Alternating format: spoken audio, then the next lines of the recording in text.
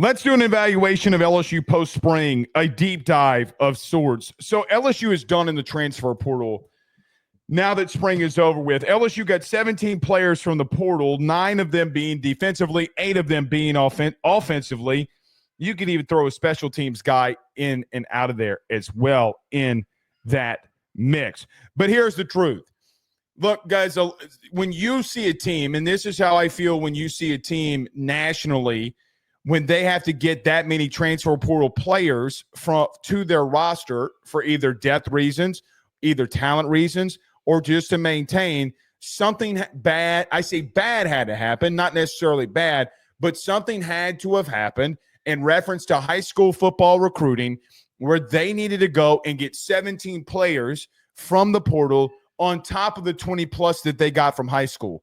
Guys, you're going to bring close to 37 to 38 to 39 guys in here, sparring walk-ons here and there, into your roster. 40%, a little bit closer to 40% if you have 100 players, but you have 85 scholarship. You get what I'm saying?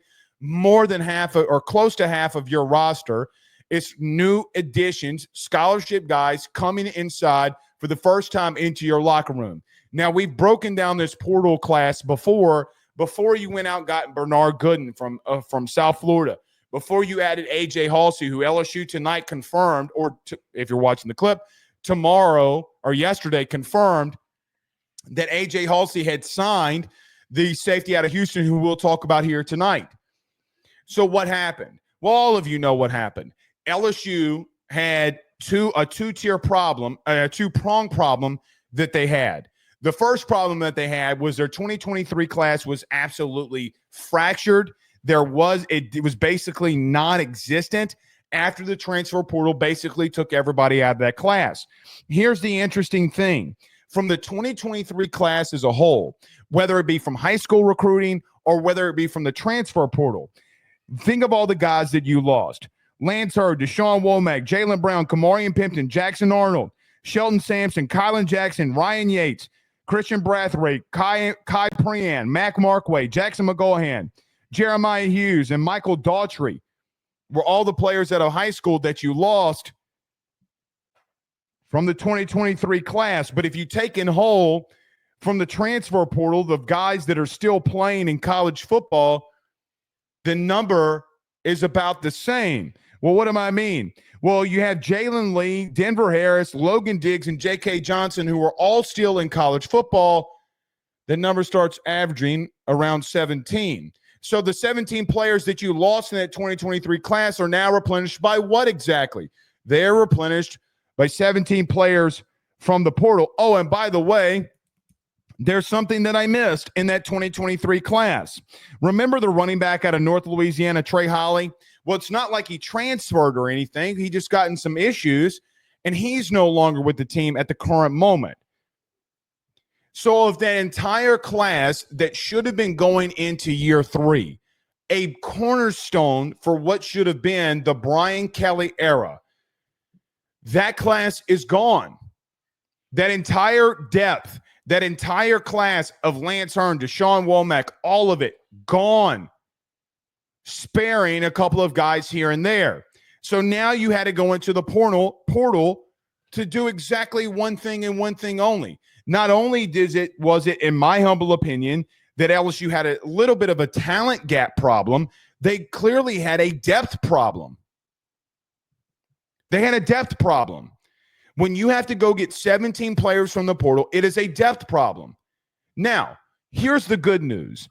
The good news is that even though your 2023 class absolutely imploded in on itself, barring a couple guys here and there, you were able to raise the money and get the money to go out there and get talent of guys that you know, and some of them that have played in the SEC and some that have played against you for what it's worth. You went out and got those guys that even if they're not here for a year, but only a year, you're adding the talent gap and the depth. So you're giving the class that you just had in 2024, the class that you're bringing in 2025 to develop, which is a crucial thing here. The question that you're going to have to ask yourself is, did they hit? The question that you're going to have to ask yourself here is, did LSU hit on these guys in the portal? Because that is going to make or break what you do this year. Because, guys, here's the truth. You went out and got 2 offensive linemen in Josh Thompson and Braylon Moore. Well, you had 4 guys that left. 2 of them that got drafted in the top 3 rounds, and one of them that got drafted in the 5th round and another in the 7th. 4 offensive linemen Brad Davis had got drafted. It's not as if one of them went into a free agent situation here. Got drafted, y'all. Got drafted. I would understand completely if you would have had a couple of free agencies here and there to make up that ground. But you bring in 2 offensive linemen. You bring 3 wide receivers in. You bring in a quarterback because of depth issues. You bring in a tight end, 2 tight ends, in Bauer Sharp and Donovan Green. You had to bring in 8 guys to replenish what you already did through high school recruiting, which I don't think that you had a bad high school recruiting class at all. So you're going back into a situation where if these guys do not hit, you can be in a little bit of trouble. But I don't think that you missed. I don't think that you missed at all. What we're going to have to see offensively, and we'll get to this in a moment, is that I have not seen enough from this team offensively because they didn't put them out there in spring, which will be your starting 11. It was very few and far between that LSU put what I project to be the starting 11 offensively out there. The only one that I really for sure feel like that is just irreplaceable at the current moment would be Garrett Nussmeier, Caden Durham, or 3, Garrett Nussmeier, Caden Durham, and Aaron Anderson. I think that everybody else in the coaches' minds is replaceable.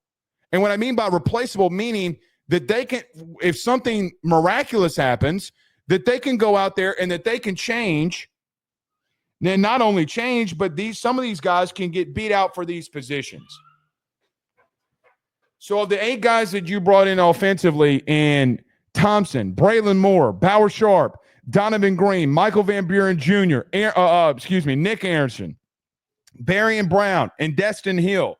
Of those 8 guys that you brought in, because the offensive linemen you're hoping and projected you hit and start, at least 2 of the receivers you're hoping that will start, and a guy that you're hoping in Bauer Sharp can come in here and rotate and give you production and spell Trey Green if they don't go some form of 12 personnel in and of their offense.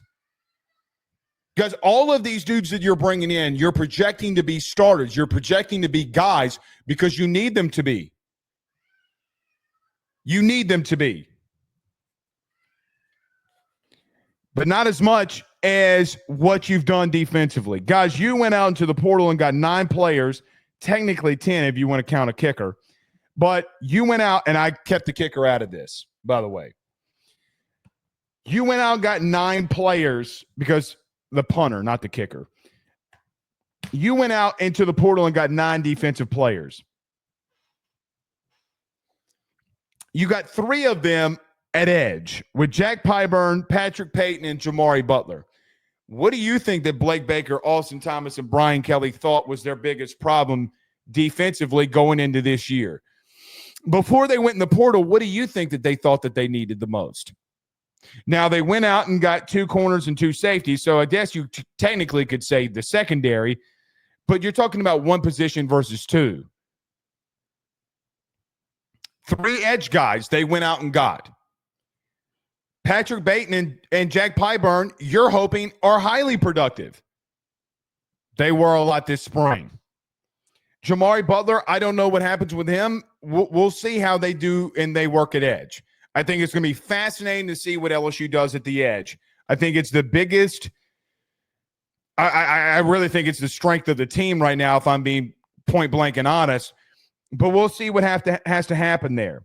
You bring in 2 defensive tackles in Sadir Mitchell and Bernard Gooden. I don't know if Bernard Gooden will ever start a game in the SEC for you. I don't know that. I know that Sadir Mitchell better. I know that Sadir Mitchell better be your start in and out of your starting rotation, and he might not be a 3-down defensive lineman. I'm not asking him to be. I'm asking him to be a 2-down defensive lineman that plays on early rundowns, and if you get a stop on first down on a run play, that he can stay in there and he gives you production on the next. Wasn't moved a lot this spring.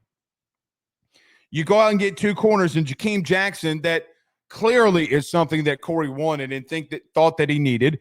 And you go out and get arguably the number 1 corner in the portal this past portal cycle in the winter and get Mansour Delane. Because there's not a player that I mentioned, maybe outside Bernard Gooden, that their LSU is not leaning on very heavily. Because Jakeem Jackson got more reps with the first team at corner than I think that I even anticipated going into it, if I'm being honest. My man is going to play. They're going to give him a shot to play here. And let's see what happens with him. But 1,000%, Mansour Delane will be in that mix. Nobody questions that. What does DJ Pickett look like? And we're not even talking about the transfers. Or I'm not even talking about the high school players. We're just solely talking about the transfers here. So I look at what you did at corner, but I also finalize and say of what you did at safety. Guys, the only position that you didn't go after was linebacker. I think 2 reasons of why you didn't do that. It was the only position that you did not go get a guy. Think about this. Of every position group on LSU's team, offensive line, tight end, quarterback, wide receiver, edge, defensive tackle, corner, and safety, the only 2 positions that you did not go after was running back and linebacker, which I thought was an argument that you needed more depth there too, if I'm being honest, and they didn't get anybody. Everywhere else, LSU felt like that they did not have the depth to compete for a playoff spot. That is a truth. But here's my overall take of the transfers before we move to the team post-spring. I look at this team and say, if what I project happens, and you get Josh Thompson at guard, Braylon Moore starts at guard, you get DJ Chester over to guard, and he starts getting better in his second year as a starter. God, please, Jesus, Weston Davis, the 5-star offensive tackle, play to your potential. There is going to be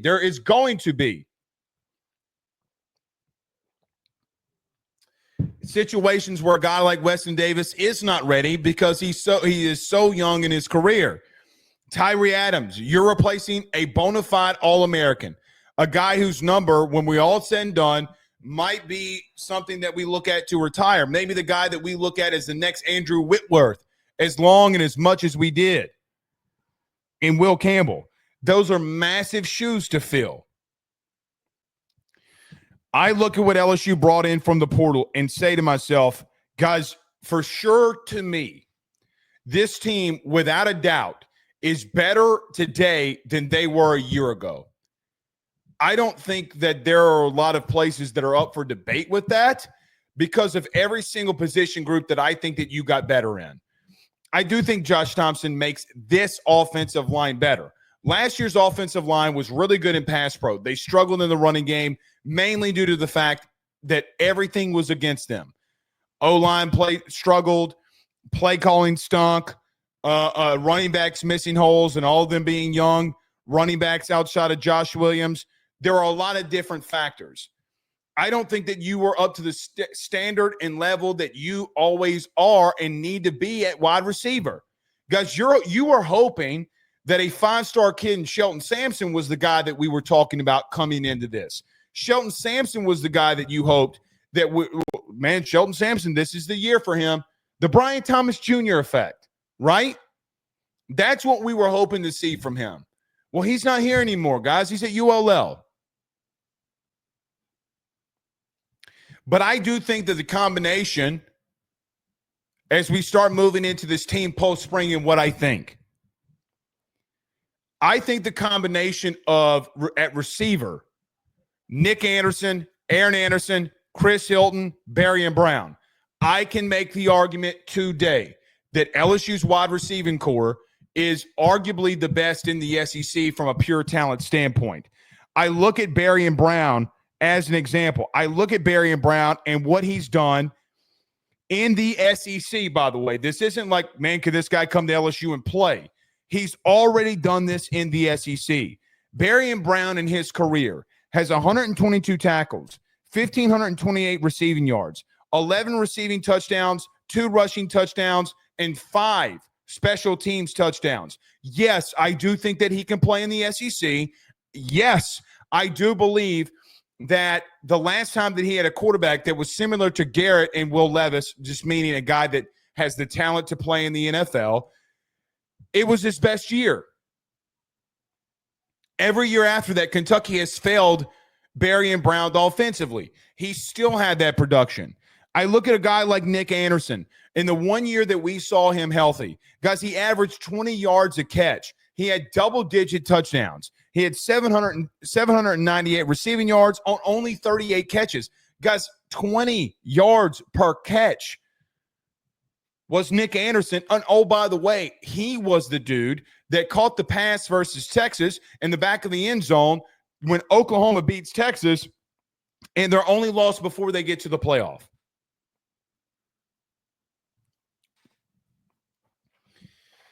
And then I think of Aaron Anderson and Chris Hilton. If Chris Hilton stays healthy, if Chris Hilton is the guy that we saw at the end of the year doing what he did, Baylor, Oklahoma, I would make the argument in some situations, even in Texas against Texas A&M, when he's given the hitch route. But speaking of A&M, I think of Aaron Anderson and how we did not feed number one the ball enough. I get he's 5'9". Guys, he ain't 5'9". That young man's probably 5'7", 5'6", 5'7", 5'8" at best. It doesn't matter. None of that matters because he was your best receiver a year ago. The weapons, so now post-spring, what do we look at? Post-spring, what do we look at this team and start picking out? Offensively, I have my worries. Guys, I have come out here and I've mentioned my worries. I've talked about them a lot. I've talked about all of the situations offensively that I have concerns. None more. Some of you think that I hate Garrett, but none more than the offensive line. Guys, you do not have your starting 5 right now, and I don't think that there's reason to worry that you don't have your starting 5 right now. But there comes a part where I don't leave post-spring thinking to myself that you have all of those answers. I leave post-spring saying, man, the biggest concern that I have for this team right now is the offensive line. That's where I am. With a non-mobile quarterback. Well, let me not say that Garrett's not non-mobile. Garrett can be mobile. Garrett chooses not to be. Because Garrett, when Garrett needs to move, he can move. He needs to start moving a little bit more. But the offensive line for me is the biggest concern that I have. It's not remotely close. It is the biggest concern that I have in football in general, without a doubt. But you bring in Braylon Moore, you bring in Josh Thompson, who guys did not take first-team reps until the very last practice consistently of what they had. The guard position had gotten so bad on the Thursday of the last practice post the spring game, which isn't a spring game, but it got so bad that they put Josh Thompson at left guard and DJ Chester at right guard and put Braylon Moore at center. To leave the spring and saying, what does this look like? What did the 5 of Tyree Adams, of Josh Thompson, of Braylon Moore, of DJ Chester, and of Weston Davis, what does it look like? I do project it in some form of that. To start, that is going to be the offensive line that you run out there to some extent. And now that you don't have to play portal politics, it's not like these guys can hit the portal.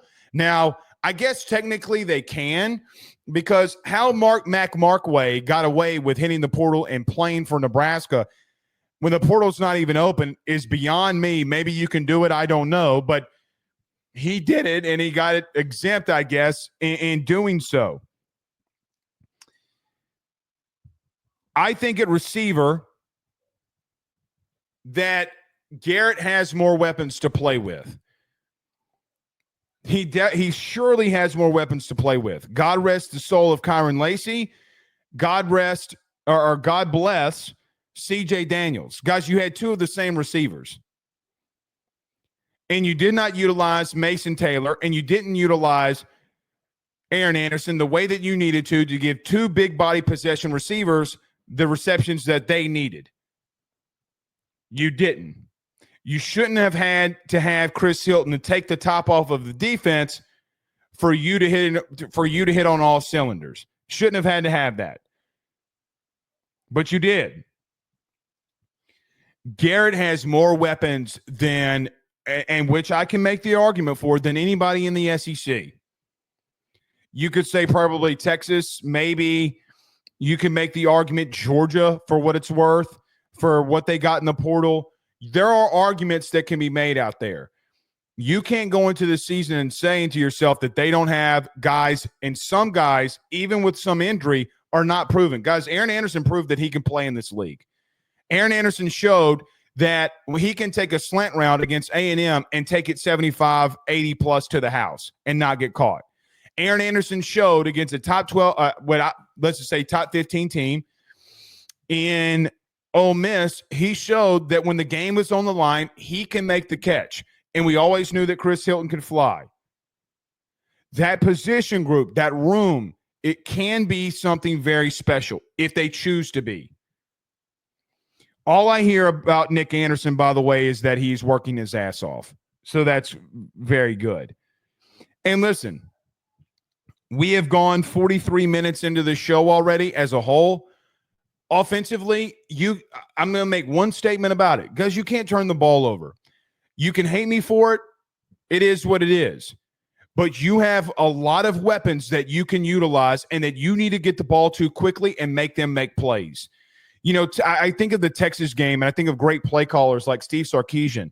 Guys, they couldn't run the ball against Georgia. They couldn't run the ball against Ohio State. They ran bubble screen. They bubble screened the shit out of both of those teams, and they're coming close to winning both of those games against them in the SEC championship game and in the playoff. They're 2 yards away from winning it. 2 yards away from winning it against Ohio State. And they did not have a run game.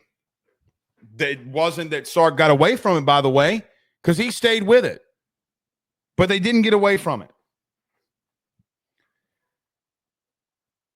You can't turn the ball over, and your offensive line worries me. That is what I look at this offense post-spring.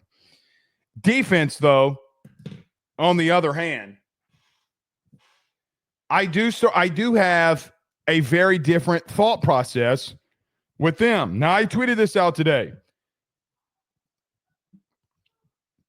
LSU added 9 players from the transfer portal defensively. In the careers of the players that you are adding, listen to this. LSU in the transfer portal added 763 career tackles, 83 career tackles for loss. They added a career total of 27.5 sacks and a career total of 16 interceptions. That is a shitload of production. Let me reread that again. And I tweeted this. Of all the players that LSU added from the portal, defensively, the experience and just the overall depth that you're adding, 763 tackles you're gaining, 83 tackles for loss, 27.5 sacks, and 16 interceptions. Guys, in the 3 years that you've had full seasons under Brian Kelly, you don't have 16 picks. You don't have 27.5 sacks, but other than Braden Swinson and Harold Perkins, you sure as hell don't have 83 tackles for loss and 763 tackles. You do have that because, quite frankly, well, you were letting a lot of people make a lot of plays on you. But that's what you're adding. I look at this team defensively and say to myself, I see the potential. If I've said it once, I've said it 1,000 times. This defense from a year ago to the year prior with Matt House and Blake Baker in year one, they jumped up 50-plus spots in total defense. Now, I do know and can agree to some of you that have pushed back on that the offense kind of took a step back in the SEC a year ago. I agree with that. I don't agree with you completely from a running game standpoint, but I can agree from a total aspect. I think it took a step back a little bit. Not 50-plus spots, though. It didn't. I look at this team and ask myself, can they be a top 30 defense? And I think that they can. And by God, they better be, because you went out and got Patrick Payton, Jack Pyburn, Jamari Butler, Bernard Gooden, Sadir Mitchell, Mansour Delane, Jakeem Jackson, Tamarcus Cooley, A.J. Halsey, to add on what you already had with guys like Gabe Relaford, a 5-star freshman that you're hoping gets a lot of reps and makes a massive impact like DJ Pickett. Guys that you're hoping to develop that were 5-star guys like Dominic McKinley. Guys, your blue chip ratio, for what it's worth, is higher than almost everybody's.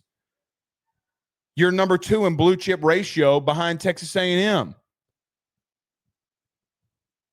There are no excuses if you have evaluated the talent and you've developed the talent. There are no excuses for you defensively. I could see an argument that you could make. The argument that you can make would be simple. The argument would be that offensively, I can see where you would have struggles. Offensively, I can see, look, man, the offensive line, I mean, it was just too overwhelming. They were too young. They couldn't get it going. I could see the offense and why things falter. I could say that I see some reasons why defensively you don't take a step forward, and I think it's because that you just don't stop the people in the running game. I can see that happening. I 1,000% can see it happening.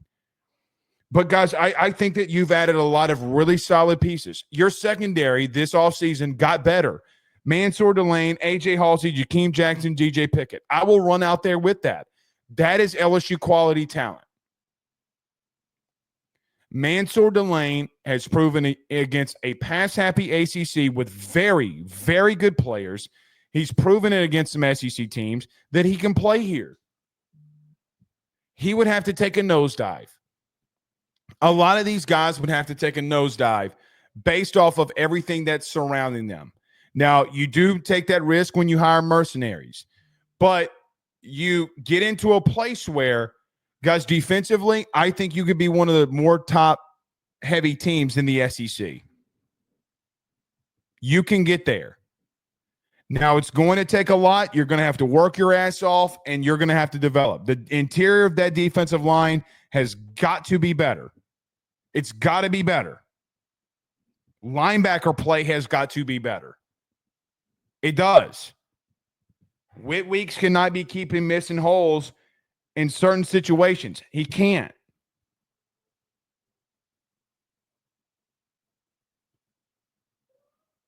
He can't.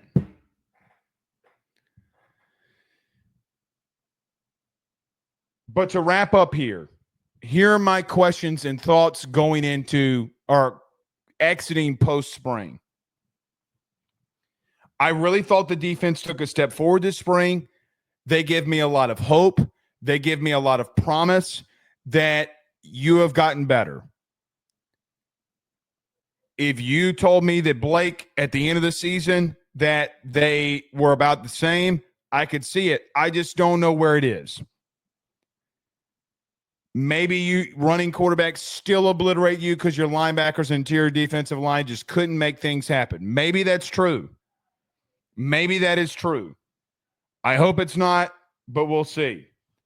But what I know for sure is this spring you took a massive step forward defensively, and I love that. I just don't know what to make of the offense. You know, we haven't talked about tight end position and Trey Green a lot. Trey Green is the best mismatch that you have on this team. From an overall talent standpoint, guys in the players, teams in the NFL are going to eat up wanting to have Trey Green on their team because he is a difference maker. What the passing game, there are no excuses outside of just immense pressure on your quarterback, and that's a whole different topic. Offensively, I don't know what to make of you. There was nothing this spring that showed me that you were ready to go. Nothing. I thought the defense dominated every practice that we were out there. Were there some plays that the offense hit here and there? Yes. Not when it mattered. And for those of you that were out there this spring and you got to see it up close and personal, outside of having the ball placed on the 2-yard line, oh, you're scoring in 2-point conversions. Well, guys, it's all scripted. They're supposed to score. If you got the ball on the 2-yard line, it's a very good chance that you're supposed to score. And we're out here saying that was great when the whole time before, when you're going on 11 on 11 and you could barely move the football, that's not a massive concern. I don't know what to make of this team offensively. I don't. It scares me. Coming out of spring, it scares me. I have no idea what to make of them. None. But I hope that my concerns are washed, and I hope that my concerns are put in mute point. I hope that we come in here in week 6 and be like, hey, Blake, do you remember that time that you came in here post-spring and said, man, I don't know what to make of this offense, and boy, do you look like a fool. I pray to God I look like a fool. Because if I look like a fool, that means that we're winning, and quite frankly, none of us are going to give a shit about what Blake Ruffino was saying on May the 6th. No one's going to give a shit, myself included, because we'll be winning. But I don't know what to make of them, and I do think defensively you take a step forward. We've talked about receivers. I think that you have a who's who of receivers. I think that you can make a lot of big plays. But the one thing that I have here, two things that I have here. Number one, and I'll brief this one quickly. Number one, I think that, and I hope, and I pray that the intensity level and focus is much different this offseason than it was last. Guys, last offseason, I don't think that this team had the eye of the Tigers, so to speak. I feel like that you were, in the entire season, it was like facing Clubber Lang in the first fight with Rocky. You landed some good shots. You got a couple of good wins. But when the going got tough, you could not take the beating. And you kept shooting yourselves in the foot from a play calling aspect and from a talent levels aspect. You just weren't that great in some areas. You just weren't. And the reason that you know that they weren't, guys, is because they went out and got 17 position players from the portal. That's how you know. That's how you know. So regardless of what we want to make of it, regardless of what we want to say, and that 2023 class imploding in on itself and guys not panning out, this is what it took for you to get there. But the question ultimately remains, is LSU football and is LSU a playoff team, and is it playoff or bust for Brian Kelly in 2025? I think it is. I think it's playoff or bust for them because of a couple of different reasons. Number one, you're going into year 4. LSU wants to be in the playoff. We all want to be in the playoff. We all feel that LSU is a place where, listen, you don't have to necessarily get there every single year, but you need to be in there more times than you're not. The reason you fire guys like Les, the reason that you feel like that Les is underperforming is because that you have all of this talent, but yet in all of that talent, you're unable to get to where you want to ultimately go. You need to be a top 12 team.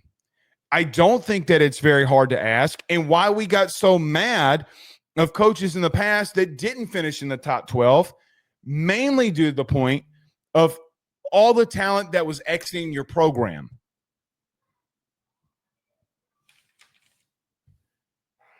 But the second prong to that point is LSU and LSU boosters and LSU fans was challenged by the head coach.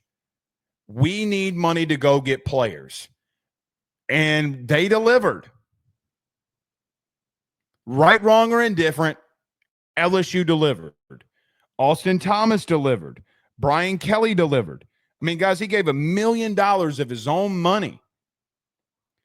So is it playoffs or bust for this team? After we just got done talking about them post-spring and everything that we think. Guys, you have a second-year quarterback returning, and the last 2 times that you had a second-year starting quarterback returning, both of them won the Heisman Trophy. The expectations, whether fair or unfair, are on Garrett to do that. But offensively, from the portal, you add 2 guys along your offensive line that combined have a plus of 20-plus starts, even eclipsing 30 starts around college football. You're adding 30 starts into your lineup. You look at what you're adding from a yard standpoint at receiver. You're adding 2,800-plus yards from the receiving unit that you had. Kyron Lacey, God rest his soul, that's no longer with us, and he's not on this team anymore because he would have been going to the draft. God bless him. C.J. Daniels is no longer here.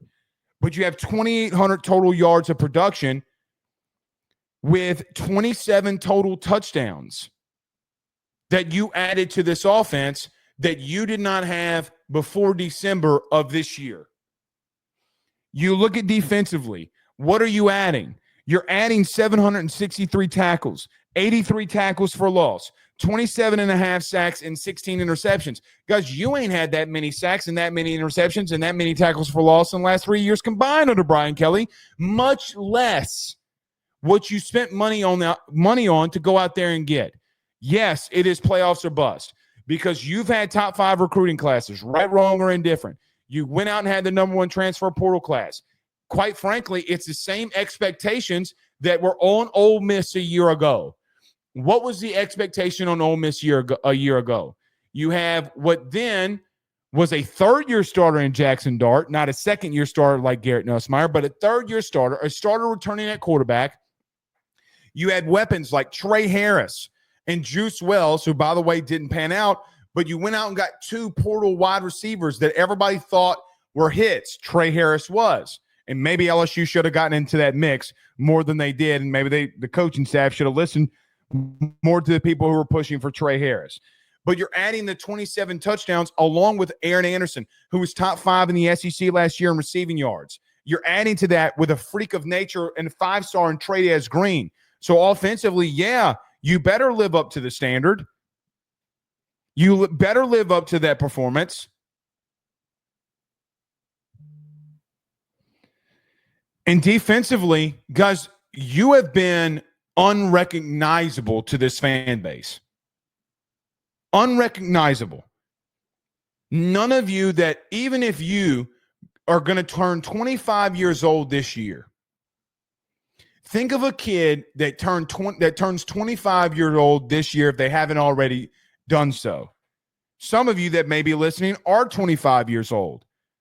None of you remember what it was like in the 90s when LSU defensively was constantly ass. What you grew up in was the 2007 defense, the 2011 defense, the 2013 defense, the 2016 defense, the entire 2000s.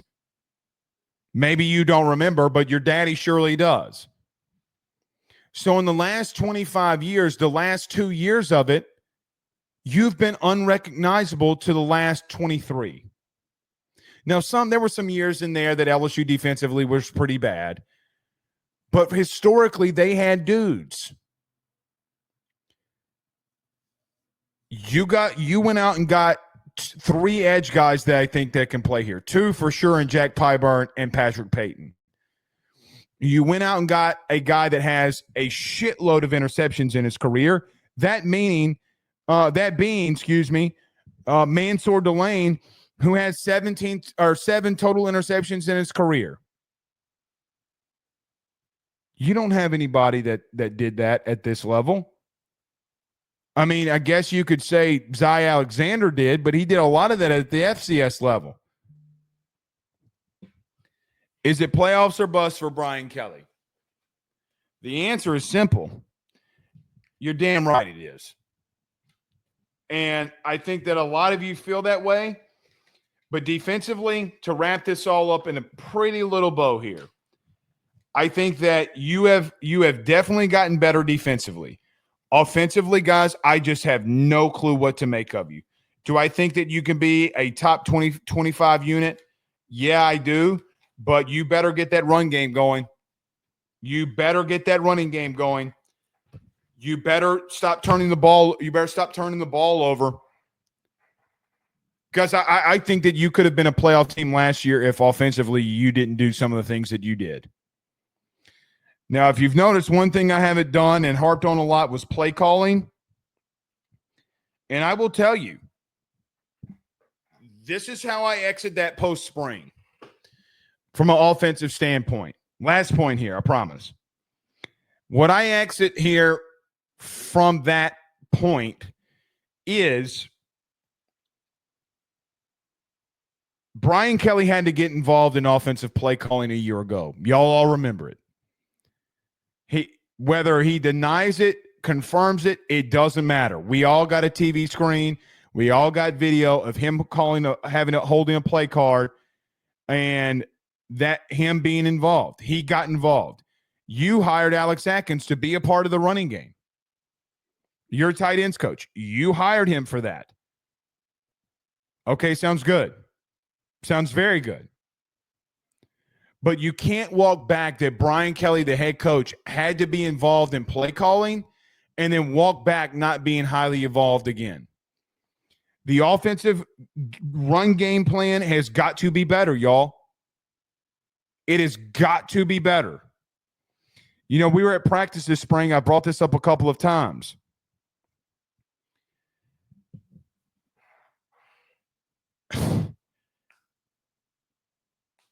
There was a play this spring when the media was all at practice. Ask anybody that was at practice this year, they will tell you. Where Garrett Nussmeier has a bootleg right. And instead of forcing a pass, he runs the ball. And let's just say he gains 7, 8, 9, 10 yards, whatever it is. I don't know. And I told you this story before. I was in practice, and I said out loud, accidentally, run the ball. And he ran it. Ask anybody that was out there. Joe Sloan turns around to the media and points at us and says, I know all of you like that. Well, how do you know that all of us like that? But yes, we do. Yes, we do. We like that in the sense of that you know and I know, and you ran out to the podium and confirmed that Garrett's got to tuck that hoe and start running it more. So don't put that on the media. You know it just as well damn much as I do. But you had a head coach that had to intervene. He had to intervene. And you need intervention when it comes to that run game, because there wasn't a damn thing that you did this spring outside of Caden Durham busting off and being athletic as shit, busting off long runs that gives you any confidence. None.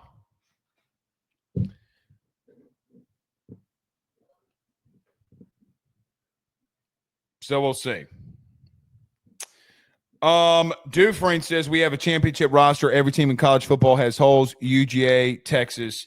Here's the problem. Here's the problem with that. I don't think that you're a championship level team right now.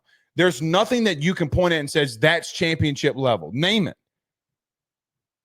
The only thing that you can point at and says that's championship level is edge. I've been there, Dufresne. There's not one thing. They turned the ball over too much this spring. They couldn't run the football. I mean, the receivers got clamped down in some situations. I'm telling you, guys, they didn't score in 14 and 11 on 11 drives. Not that we were able to see. Maybe they did when we weren't there, but they only scored the times in 11 on 11s when the media wasn't there, and 14 media opportunities of 18 practices. Get out of my face with that. Georgia does not have a defensive line issue more than you do. And see, here's the problem with Georgia. The problem with Georgia is that Kirby lost that big unit from 2022, 2023, replenished it with a top 10 defense again this year. Texas has the best front seven in the country. Their thing is receiver. But they have 2 5-star wide receivers that they recruited, and let's see what happens there. Let's see what happens. But they get the benefit of the doubt because Texas finished in the Final Four the last 2 years, and Georgia's won the SEC. Because Georgia won the SEC this year. They get the grace. You don't. You went 8-4. There's nothing that you can point at and say for sure that it's a championship level. There's no way you can do that. There's none. I promise you. There's a hill that I'm ready to die on. It would be that hill. There's nothing that they showed outside of edge that tells you championship level. Nothing. Not one. Take the best guy that you think that covers LSU, and you ask him that. tell that person I would love to debate them. Let's have a cordial conversation about what they saw versus what I saw. And if we walk out of there and we don't agree, I promise you that we're going to agree. I promise you. I hope and here's the thing, Dufresne. I hope every single part of that changes. Like I've mentioned, there are so many things that we have not seen from this offense that, guys, come August, I have no idea what to talk about with the offensive line. None. You want me to talk about it all offseason as a concern? The only counteract to that I would be if when people start bringing it up, it's like, well, man, you didn't have your starting five. That was not your starting five, and you want me to judge their non-starting five about what the season will look like. I can't do that.